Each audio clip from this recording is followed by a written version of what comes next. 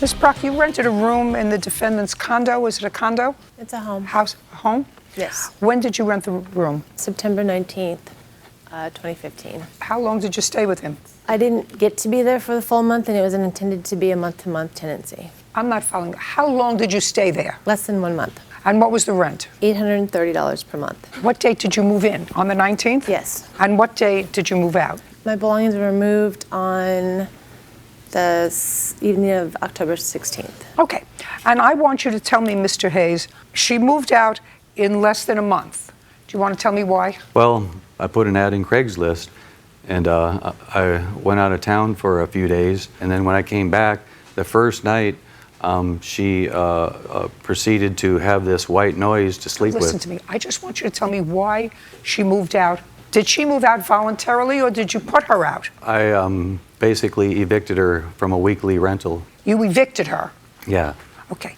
Now, she said the rental was $830 a month. Yes. How much money did she give you in September on the 19th when she moved in? She gave me $830, and $600 was a security deposit approximately, and $200. Show me that in writing, where $600 was security deposit. Well, show me I just have a check. receipt. That's incorrect. I'd like to see it.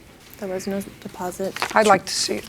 A signed receipt by her saying that $600 of the $830 was security deposit. Well, it's not designated. I was doesn't in a hurry exist. when I wrote this, but here's the Oh, receipt. I'd love to see it.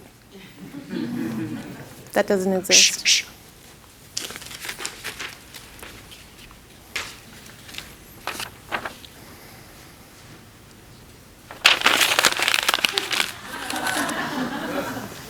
That's what it's worth, Mr. Hayes. I don't have this job because I'm foolish.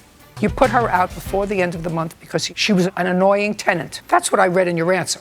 You didn't like the noise that she played at night in order for her to sleep. She plays a white noise, but it was a white noise that, according to you, sounded as if, well, you didn't use those words, like you were in the middle of 42nd Street. Nobody else could sleep in the house from her white noise, lots of other things that were annoying, and you put her out. Absolutely, Your Honor. You put her out. You have to pay her rent back. Do you understand? Well, you have to.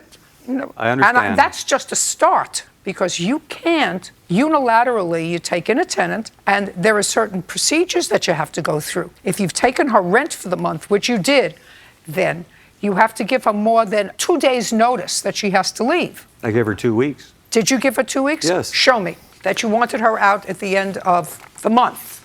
This was served to her by my son Trevor, and this is a notice that in 2 weeks she must move out because I tried to communicate with her. I'd like to see it. She was unwilling. That doesn't exist either. And I did use the civil procedure. Well, first of all, this is baloney. Because giving you notice because your weekly room rental, there was no weekly room rental, there was a monthly rent of $830. You were playing around, Mr. Hayes. Don't play around because, sometimes you play around and you can get burnt. The rental agreement was based on a weekly rental of $207. That, Mr. Hayes, is baloney. Now, your loud noise is beyond limits, and you have threatened some of my guests. That may be. But the weekly rental baloney is just that. It's baloney. And you had no right to put her out. She's entitled to minimally her $830 back.